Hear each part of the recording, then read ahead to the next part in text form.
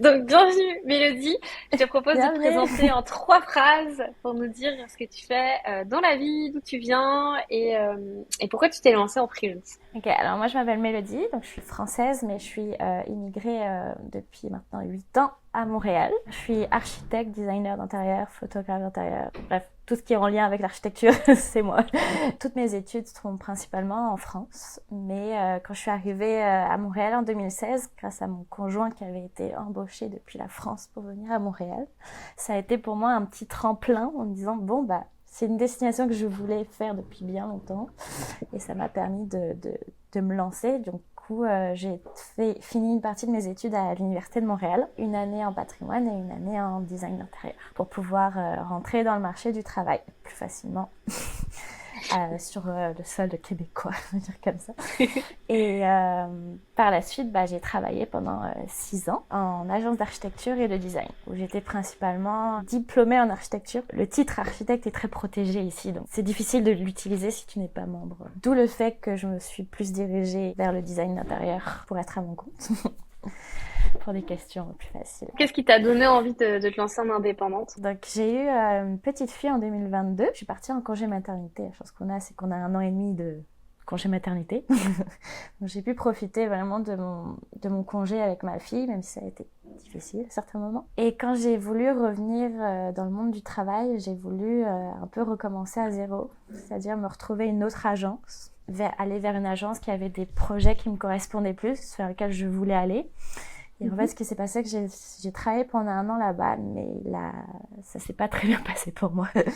J'ai eu beaucoup de difficultés à m'y intégrer et à faire la conciliation entre la vie de famille et le travail. J'étais plus la même, donc j'avais besoin ça marchait pas en fait. On n'avait pas d'atome crochu, ça fonctionnait pas. Donc j'ai perdu mon emploi en mars et je me suis retrouvée du coup au chômage et j'en ai profité en fait en me disant bon je vais me reposer. Je vais profiter un peu plus de ma famille, déstresser un peu, me recentrer, on va dire. Mais en fait, le temps passait. Et je me dis, bon, faut quand même un moment que je retourne travailler. Mais j'avais pas envie de retourner en salariat. J'avais pas encore mis les mots dessus, mais j'avais pas envie de retourner dans une entreprise. J'avais envie d'avancer un peu par moi-même et puis me donner ce petit défi. Mais je ne savais pas du tout par où commencer. Et comment tu te sentais vis-à-vis de ça? J'avais peur, j'étais stressée. Et puis j'ai été un peu plus dans la procrastination, c'est-à-dire je veux faire quelque chose, mais je fais rien pour vraiment le faire. Du coup, j'attendais que quelque chose se passe. Ce qui s'est passé, c'est que j'ai eu ma voisine Claire qui m'a parlé du campus, du bootcamp qui s'est passé en septembre dernier. Et elle m'a dit, ah vas-y, c'est gratuit, ça 10 jours, ça va peut-être te donner des idées, etc. Et puis bingo, ça m'a donné des idées. Et puis ça m'a donné un petit boost. Et puis on s'est motivés avec Claire mutuellement. Et qu'est-ce que t'as accompli depuis que t'as rejoint le campus? T'as rejoint le campus il y a à peu Euh, près 1 mois et demi, du coup. Ça c'est a changé ça. quoi pour toi? Ça a changé finalement beaucoup de choses. Parce que je me suis mis un gros coup de pied aux fesses moi-même. Et en fait, j'ai commencé les modules, donc j'avoue, je suis pas très bien avancée. Mais en fait, ça m'a quand même fait réfléchir et j'ai tellement fait de choses en parallèle que ça m'a ouvert pas mal de portes. Raconte-nous, c'est quoi les portes? Tu nous avais donné un challenge, le challenge Panini, sur 14 Ouais, jours, de parler de ouais. notre projet à 14 personnes pendant 14 jours. J'ai pas vraiment fait ça sur les 14 jours, mais j'ai continué à le faire tout au long. Je le fais Ouais. encore, en fait. Du coup, j'en parlais à tout le monde petit à petit, mais en fait, plus j'en parlais, plus j'arrivais moi-même à décortiquer ce que je voulais et à mettre les mots et à être plus organisée sur vraiment ce que je veux faire. Et donc, je Trop bien. semais comme ça des petites graines, même si j'étais pas sûre de ce que je disais, parce que j'avais en tête ce que je voulais faire, donc c'est-à-dire que je voulais être à mon compte en designer d'intérieur, mais je voulais également avoir en parallèle quelque chose qui va me toucher un peu plus et qui va me permettre d'être plus artistique, c'était la photographie et l'architecture. Parce que d'ailleurs, j'ai continué avec le Comtober. C'était vraiment quelque chose pour moi qui m'a aidée. Je pense que j'ai dû faire 3-4 sorties dans Montréal juste à me promener et à prendre des photos qui me plaisaient. Au tout début, j'avais plein d'idées. Je voulais associer la photographie avec le dessin, plus quelques éléments un peu 3D. Je dis, oula, c'est trop. donc, donc, je suis restée Ça sent sur pas du mon... tout ça sent Ouais, pas du tout le poulpe créatif qui part dans tous les non, pas du sens. tout.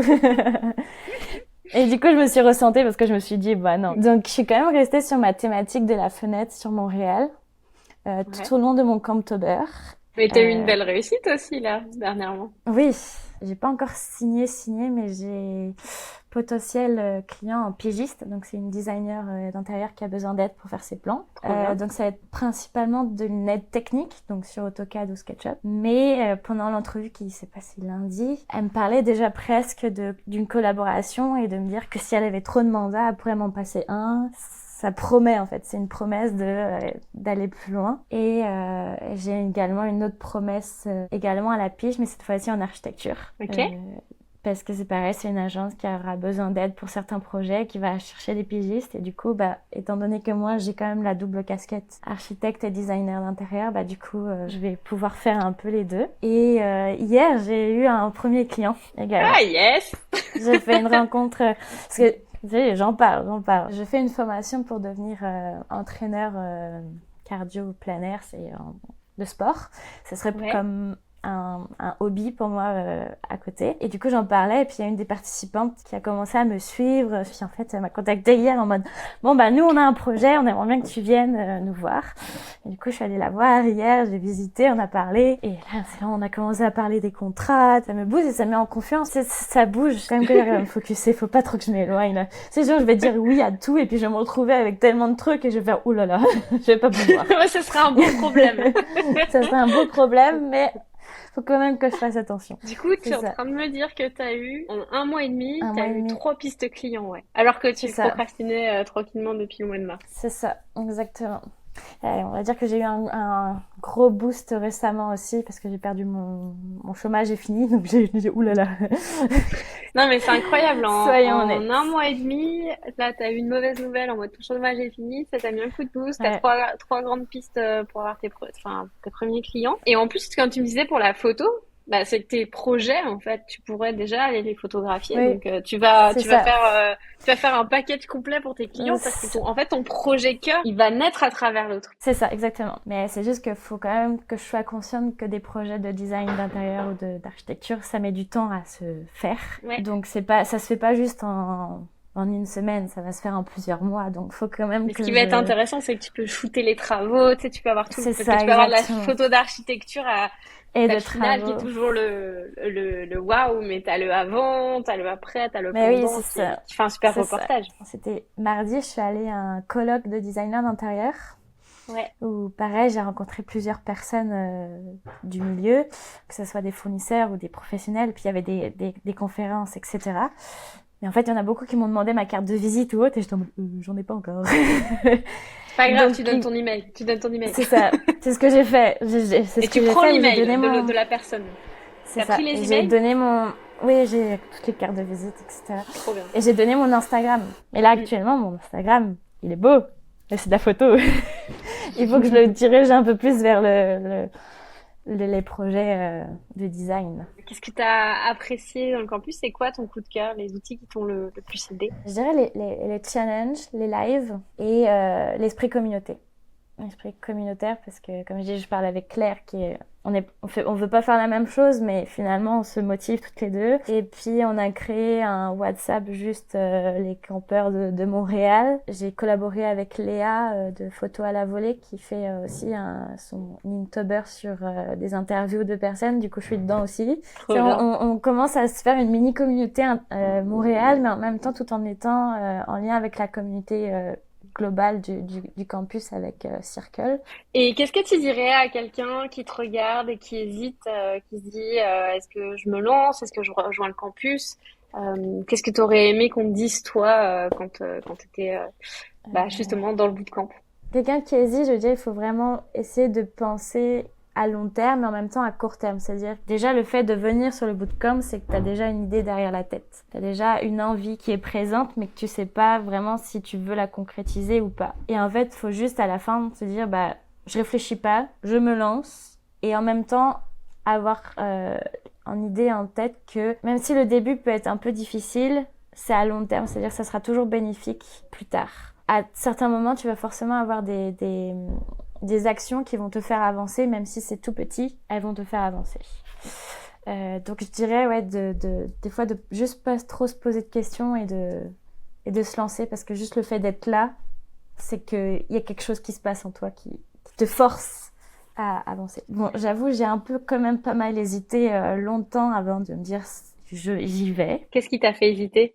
Financièrement. Ouais. Et également un peu le temps, en fait. Je me suis dit, est-ce que j'ai vraiment... Enfin, j'avais du temps, mais est-ce que j'avais volonté de me consacrer autant de temps sur cette partie-là? Mais après, je me suis dit, bah non, il faut le faire. C'est ce qui va te donner un petit boost, en fait. Et puis, tu nous as très bien motivés pour y entrer et tu nous as donné tellement d'infos et de clés pendant le bootcamp que ça m'a fait quand même réfléchir tout au long. Et c'est lors de ton dernier live que je me suis dit, bon, allez, faut que je le fasse. Parce que je me rappelle plus quelle phrase t'avais dit. C'était en lien avec la procrastination. Si t'en as marre de procrastiner, de juste attendre que quelque chose se passe, il faut agir. Et en fait, ça m'a fait tellement un clic dans ma tête. Je me dis, mais oui, en fait, il faut vraiment que je me lance, là. Faut arrêter, là, d'être sur son canapé ou juste d'attendre que le temps passe. Je suis jamais restée vraiment à rien faire. Mais c'est vrai que professionnellement, je ne faisais rien. Enfin, j'attendais que quelque chose se passe ou un petit clic ou qu'on me force à dire bon bah maintenant Mélodie ça suffit, il va falloir que tu retournes au travail.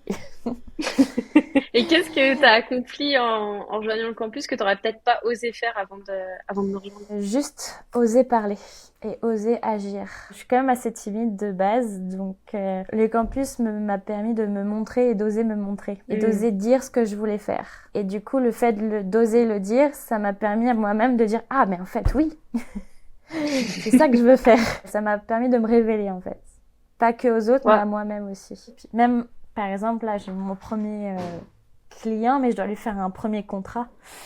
Ouais. Et du coup, tu sais, j'ai commencé un peu à me renseigner sur les contrats, mais j'ai aucune idée de combien il faut que je demande.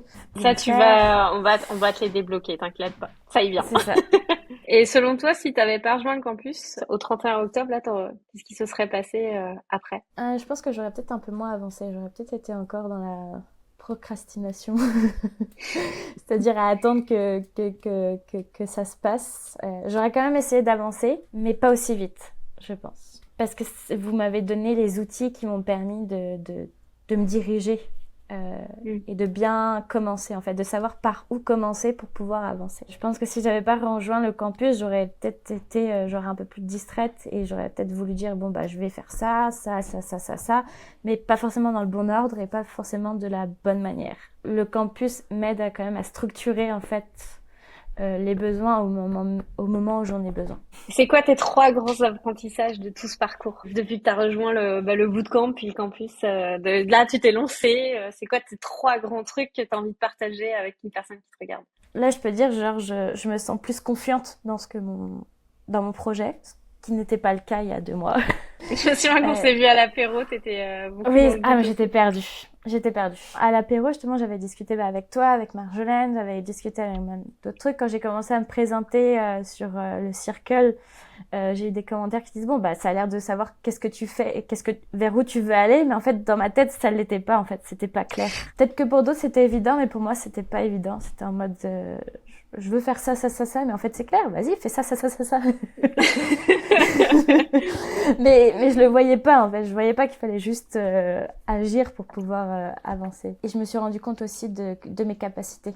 Deuxième chose, bah, c'est oser créer, aller au-delà de sa zone de confort. Je suis en train de penser à un truc, parce que t'as photographié les fenêtres. Je me dis, tu devrais faire des tirages et aller les offrir aux gens qui ont ces fenêtres. C'est vrai.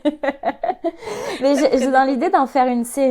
Donc en fait, je me dis, je vais faire une série de ça et puis j'aimerais bien les exposer un jour. Mais ce serait cool que tu les offres aux personnes, hein. Vraiment, parce que tu pourrais même avoir un truc qui te permet d'imprimer, de mettre un petit mot dessus avec ton nom et avec ton Instagram, et ça, les personnes vont être trop contentes de recevoir la photo, de les rencontrer ou de leur mettre dans leur boîte aux lettres. Ça peut être chouette, hein. Pour faire de la publicité. Allez, je te lance un défi, Mélodie. C'est ça. Mais c'est une bonne idée. La 3e grande leçon sur l'entrepreneuriat ou sur ce que tu as vécu depuis ces 2 derniers mois. Être patiente.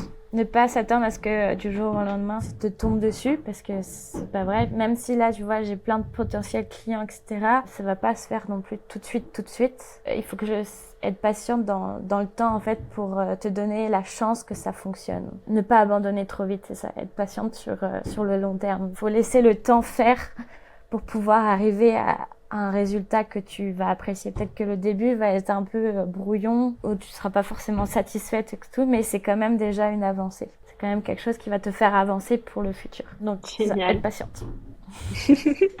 Voilà, pour Merci beaucoup. résumer. Pas de Merci rien, ça me beaucoup. fait plaisir. Et on se retrouve très vite sur le campus.